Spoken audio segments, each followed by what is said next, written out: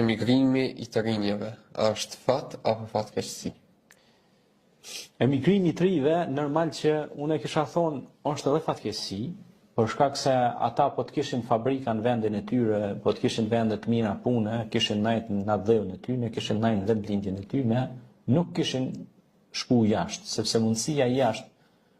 për mua asimilu është shumë e madhe, për shkak se atje kur shkon jashtë martohet me një gjerman, ose një zisron, ose një italian, tani krijohet një familje re, kadal fëmija shkojnë pidojve,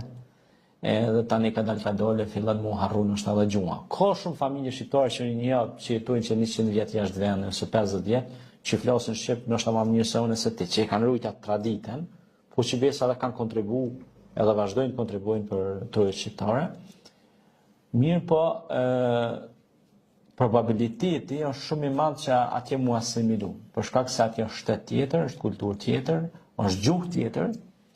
Kështu që kjo është frika që unë e kam për çdo qytetar ka që nëse rinia pra emigrojnë jashtë edhe vendosen atje është rrezik I madh. Nëse shkojnë për të marrë eksperjenca, përvoja, për të qenë ndonjë biznes që për mi hap degët edhe në Kosovë dhe në Shqipëri në vendet ku jetojmë ne si shqiptar, në I branch për shembull në deg, ajo është shumë mirë,